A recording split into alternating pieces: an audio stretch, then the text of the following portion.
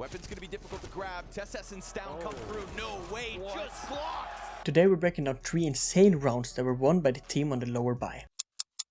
There are some golden rules of playing an eco round versus a full buy, and the most important is to play together, since one Glock versus a rifle will 9 out of 10 times lose, but 4 or even 5 pistols versus 1 or 2 rifles will have a much higher chance of succeeding, and that is what Heroic will show us in this round. Heroic have started a round by following the rule of the ecos, by going together, and you only really need to go together when taking map control from the enemies, since if you want to start the eco by playing for map control, it's fine to split up, but when pushing you want to at least be 4 players executing.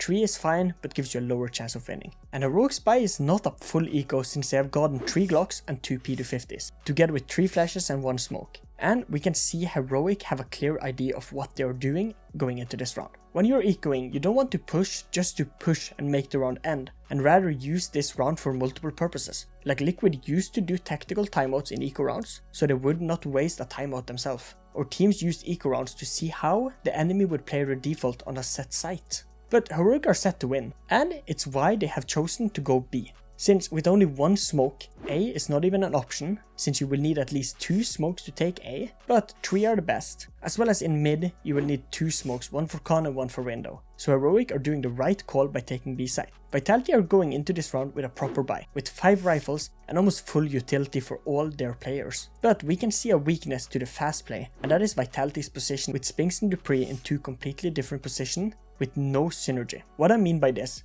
is that if Spinks gets flashed, there's no way Dupree can help him out and vice versa. And this is what Heroic wants to put pressure on. As well as the rotations from Vitality will be late, since Vitality is playing a very default 2-1-2 setup with a slight focus on middle. But over to where it's all about to happen, and on B site, where Heroic are using 2 flashes to take site. And you don't even need more, since the flash forces Spinks to hide behind the pillar, while the flash as well forces Dupree to take a more passive angle, and playing right under here. And it's something I tell players never to do, since the T will only be able to shoot you in the head, while you will only be able to satisfy your feet addiction, and Dupree loses the fight. But Dupree used a fast Molotov that forces 2 Heroic players to stay back. Only problem is that Spinks and Dupree can't trade or get any kills early, so the 2 Heroic players staying back would usually ruin the whole rush, but in this round it does not really matter. And as soon as Dupree is out of the round, this is all the map control Heroic have on B site. But this is what have happened. In CSGO when you die, you drop the most recent nade you held, and Dupree held a smoke out. This allows Heroic to pick up 1 more smoke, and just in time, as they manage to smoke off market rotations, and Spinks is completely alone on site. And low, after Yubby's incredible lucky drive-by shooting of him before he died. And here Heroic have taken full B control. Tess is using this amazing position and finds Savu trying to help his teammate, while Apeks gets stuck in the smoke and can't get out, and leaves Spinks alone on site, and he can't hold it. And just like that, it's a 2v4, and Apeks' inner anti-fragger spirit kicks in as soon as he gets out of the smoke, and here he dies, leaving Magisk to save. All of this took 28 seconds for Heroic to do. A masterclass in how to deal with the common B split setup by isolating, but only using flashes to do so, and no smokes. Next eco round we will be talking about is Apeks vs G2. If you did not know, Apeks up until this point was trying to come back after G2 had the score lead of 12-8. But Apeks was starting to bring the game back, and in round 24 everything would change. G2 borrowed a lot from Vitality versus Heroic, by first of all playing all 5 players together and taking site that is the best for their utility, with having 4 flashes and 1 smoke, since mid and A are possible to take with these utilities, but they are more dominated by long range fights, something pistols usually lose to. G2 have brought into this round 3 P250s, 1 Tech 9 and 1 Glock. Not ideal, but as we all know, the P250s and Tech 9 can be very good in these fast takes. All you need is to hit some crucial headshots. Apeks going into an confident default. These are the rounds they know they would win, and starts to play worse and a little bit more lackluster, if I'm allowed to say so. And have sent 1 player on A, 1 in middle and 3 towards B. The goal for Apeks are just to hold and trade each other, but this will be harder than planned. Apeks starts by nading here, and it's a good nade, but there are no point in nading here if no one is peeking. And it's a waste of a nade that could have been good to use to hold off the G2 push. As well as Apeks have Nok and Kixen, both holding here in position that will be hit by the flashes. So when the first flash hits,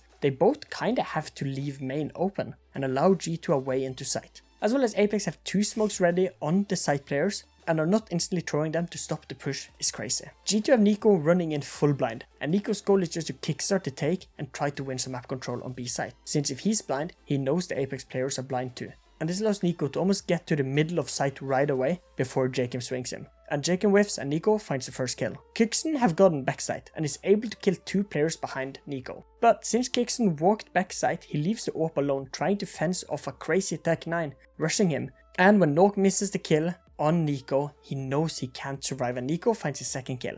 When Nok dies, Kixen needs to make a decision. Will he hold for Nico rushing him or try and hold for the main players pushing into site? But Hunter with a great flash forces Kixen into the corner and Nico is still running with the AWP on his back and the Tech 9 out, and he kills Kixen, who had no chance at even attempting this kill. He was full blind, cross replacement was off, and just in the worst position after all. While G2 is taking site, JL and Psycho are both fast to take site, and JL here finds 2 kills before Nico trades him back. And Nico have to do the fast trade, since otherwise he allows Apeks to double swing him and he have the AWP, not ideal. And after Nico finds JL, it's an easy read on where Stiko is, since Nico Molotov Temple, and after killing JL, he did not see that Stiko was close water. He knows CT is the only option, and here using the edge of the smoke, kills Stiko and secures the ace. And this win allowed G2 to advance out of the challenger stage with a 3-0 score into the next stage of the major. Last eco I want to break down today was the eco between Astralis and ENCE, and finally we have a team winning an eco on the CT side. Astralis round are going for 4 upgrade pistols and 1 saved MP9 from the last round. And by the look of the buy Astralis have gotten, they are not trying to win this round, since Bust and Altex could have bought armors with the pistols, but have opted not to, since they know the next round buy will be more important. ENCE are playing a weird setup with 2 players pushing underground, 1 player chilling in spawn in case Astralis were to push, and then the last 2 players top middle. And by the setup, it looks like ENCE wants to take middle control and then decides from there. Astralis have understood the power of playing together and have sent 4 players to B, with only 1 player on A to make sure he can force ENCE to go towards B. And the B setup from Astralis is interesting, and it's all based around a bait and switch setup, with 1 player on bench looking short to try and get a kill and bait for the player in this corner, as well as a player card to spot for apps and bait for the player boosted on site. ENCE starts to slowly take middle control, and here does a crucial mistake by smoking top con. This tells Glaive that there will be a B push, since otherwise they would not have smoked top connector. And here, ENCE have 3 players walking up short, 1 going solo in apps and the last trying to lurk in con. And usually in rounds like these, where one side decides to split up, is where the pistols can shine. Altex starts by deleting lurks out of the round who did not clear it properly. And when ENCE saw this, they should have been more careful, since this position on bench is not a position you play from when you are playing solo on B. But ENCE ignores this and keeps on going. And here Altex overpeaks, since his goal is to bait for BlameF in the corner. But when he dies this early, BlameF's position is ruined, and ENCE right back with 2 kills. But by now, Buzz is full on focusing catwalk and leaves apps, since he knows if he can help take away 1 more kill on short, the apps player have to push him and focus him, and this will give the Vice a free kill.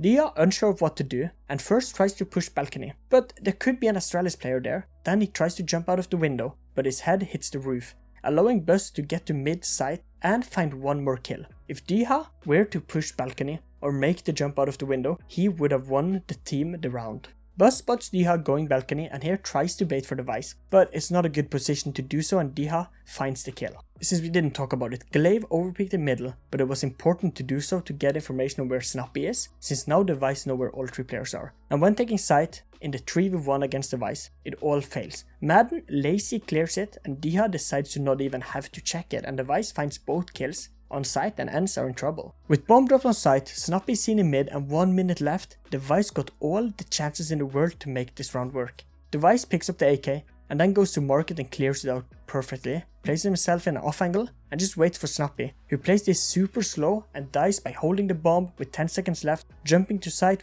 and the Vice and Astralis wins the round. They should never have won. This was 3 recent eco rounds that show the power an eco can have if you know how to play it. Thanks for watching, and here are 2 videos YouTube told me you would like.